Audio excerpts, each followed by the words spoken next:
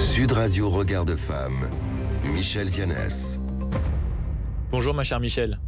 Bonjour Maxime. Vous publiez le 11 juin prochain un ouvrage que vous co-signez avec Laure Caille et Annie Sugier intitulé « Laïcité et droits des femmes, l'autonomie en question ».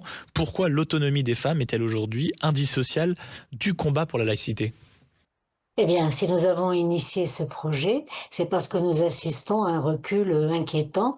L'autonomie des femmes est trop souvent sacrifiée sur l'autel du relativisme culturel et des pressions religieuses. La laïcité républicaine n'est pas une simple règle administrative, elle est le bouclier juridique et politique qui garantit que chaque femme dispose des mêmes droits et de la même liberté de choix que les hommes. Mais dès que la religion s'immisce dans l'espace public pour dicter sa loi, ce sont toujours les filles et les femmes qui en payent le prix fort à travers le contrôle de leur corps, de leur tenue, de leur vie sexuelle ou de leur liberté de mouvement. Et cette autonomie, c'est justement le pouvoir de décider par nous-mêmes et sans un cadre laïque strict, elle s'effondre sous le poids des traditions patriarcales. C'est le constat alarmant que nous dressons, mais nous ne sommes pas seuls. Pour ce livre, publié chez l'Harmattan, nous avons réuni une quarantaine de contributeurs exceptionnels, philosophes, historiens des religions, juristes, militantes de terrain, françaises et internationales, qui partagent cette même urgence. Justement, ce qui frappe en parcourant l'ouvrage, c'est la diversité des signatures. On y croise aussi bien Catherine Kitzler que Kamel Daoud, que Frédéric Lenoir, ainsi par exemple que le collectif Sans Voile d'Aubervilliers. Vous, quelles sont les dérives que vous vouliez pointer du doigt ? Eh bien, l'intérêt de ce livre manifeste, c'est précisément de croiser les regards pour briser les complaisances. Nous analysons comment toutes les religions, à des degrés divers, ont historiquement théorisé la subordination des femmes. Mais nous pointons surtout les dérives actuelles, là où l'inclusivité remplace l'universalisme.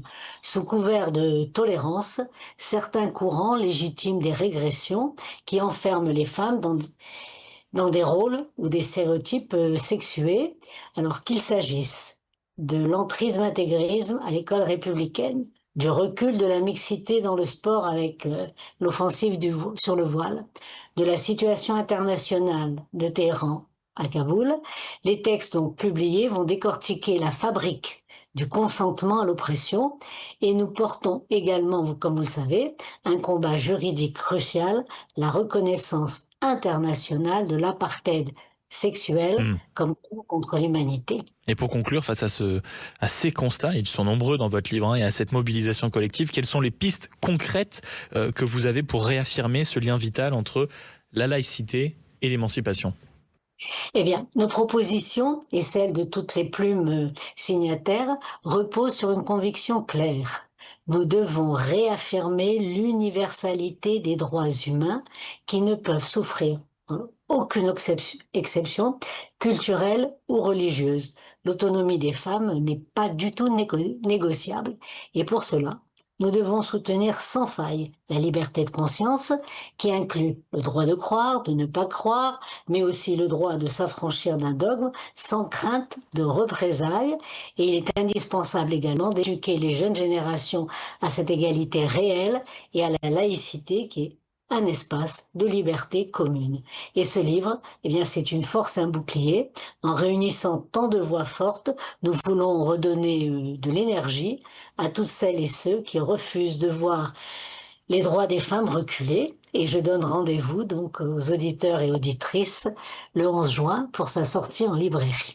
On a noté le 11 juin donc pour sa sortie en librairie. Merci beaucoup ma chère Michel d'avoir été avec nous ce matin, présidente de Regard de Femme. Et je le rappelle, faut-il encore le rappeler, membre du Haut Conseil à l'égalité femmes-hommes. Merci Maxime.